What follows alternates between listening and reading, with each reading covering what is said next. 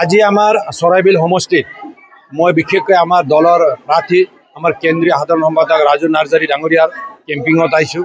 তেখেতৰ মানে যি ধৰণৰ ছাপোৰ্ট ইয়াত জাতি জনগোষ্ঠী ধৰ্ম বৰ্ণ নিৰ্বিশেষে ৰাজু নাৰ্জাৰীৰ যি ছাপোৰ্টটো ইয়াত আমি দেখিবলৈ পাইছোঁ। ইয়াৰ পৰা এইটোৱে নিশ্চিত হৈ পৰিছে ৰাজু নাৰ্জাৰী ডাঙৰীয়া এইবেলি চৰাইবিল সমষ্টিৰ পৰা বিপুল ভোটৰ ব্যৱধানত ইয়াৰ পৰা জয়যুক্ত হ'ব।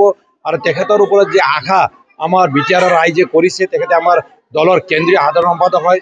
যোৱা দিনত তেখেতে UPPL দলৰ মজ্জিয়াত থাকি যি ধৰণে বিটিআৰৰ ৰাইজৰ কাৰণে প্লেন পলিচি বনোৱাৰ পৰা আৰম্ভ কৰি বিভিন্ন ভিজনৰ মানে ডকুমেণ্টছটো তৈয়াৰ কৰাৰ সময়ত বা বাকী যিমান আমাৰ দলৰ সভাপতি বা বিটিআৰৰ চিফৰ লগত থাকি যিদৰে কামটো কৰিছে, ইয়াৰ পৰা মানে এইটোৱে আমি তেখেতৰ ওপৰত আশা কৰোঁ তেখেতে জয়যুক্ত হোৱাৰ পিছত নিশ্চয় আমাৰ বিটিআৰ ৰাইজৰ কাৰণে ভাল এটা কাম কৰিব।